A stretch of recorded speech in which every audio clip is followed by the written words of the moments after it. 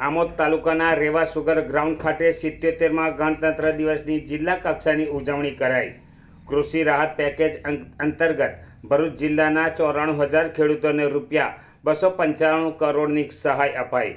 સમગ્ર દેશમાં થઈ રહેલી 77મા ગણતંત્ર દિનની ઉજવણી અંતર્ગત ભરૂચ જિલ્લાના આમોદ તાલુકામાં આવેલ રેવા સુગર ગ્રાઉન્ડ ભીમપુરા ખાતે જિલ્લા કલેક્ટર ગૌરાંગ મકવાણાની અધ્યક્ષતામાં જિલ્લા કક્ષાના ગણતંત્ર દિવસની દબદબાભેર ઉજવણી કરવામાં આવી હતી।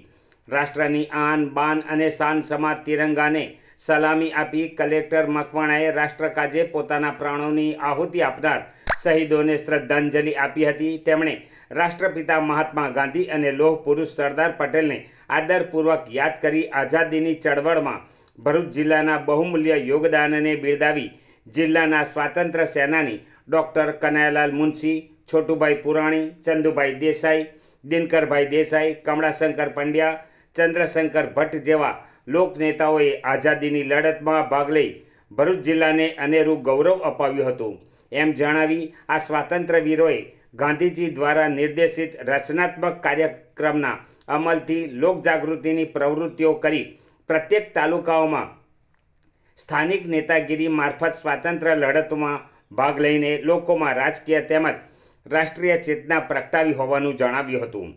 તેમણે દેશને આત્મનિર્ભર બનાવવા માટે આપણે સૌએ સ્વદેશીનો આગ્રહ રાખવો પડશે તો જ વોકલ ફોર લોકલની વિભાવનાને સાચા અર્થમાં સાકાર કરી શકીશું એમ કહી તેમણે હર ઘર સ્વદેશી ઘર ઘર સ્વદેશીના સંકલ્પને સાચા અર્થમાં ચરિતાર્થ કરવો પડશે એમ જણાવ્યું હતું।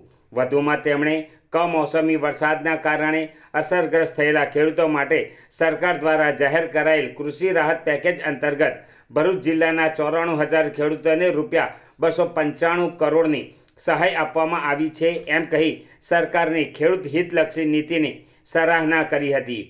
વિકાસના 3 સ્તંભ કૃષિ, ઉદ્યોગ અને સેવા આ ત્રણેય ક્ષેત્રના સમન્વય થકી ભરૂચ જિલ્લો વિકાસની હરણફાળ ભરી રહ્યો છે એમ જણાવી તેમણે જિલ્લા વહીવટીતંત્રના પ્રયાસોથી જિલ્લો વિકાસના નિત નવા આયામો સર કરી રહ્યો હોવાનું જણાવ્યું હતું।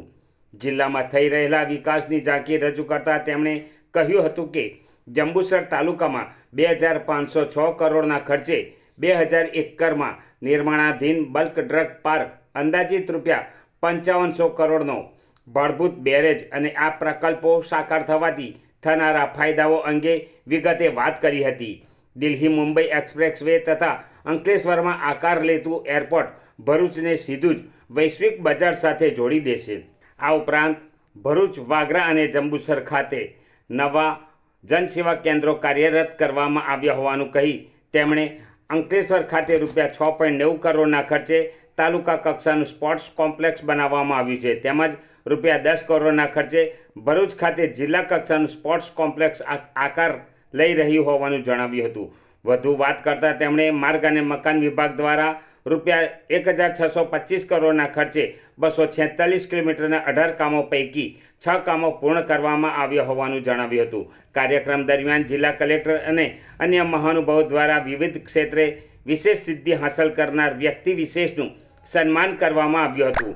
જિલ્લાના જુદા જુદા વિભાગો દ્વારા યોજનાઓની જીવંત ઝાંખી પ્રસ્તુત કરતા ટેબ્લોનું નિદર્શન કરવામાં આવ્યું। કાર્યક્રમ દરમિયાન જિલ્લા કલેક્ટરે જિલ્લા કક્ષાની ઉજવણી સાચા અર્થમાં વિકાસોત્સવ બની રહે એ માટે પ્રાંત અધિકારીને ₹25 લાખનો ચેક આમોદ તાલુકાના વિકાસ કામો માટે એનાયત કર્યો હતો।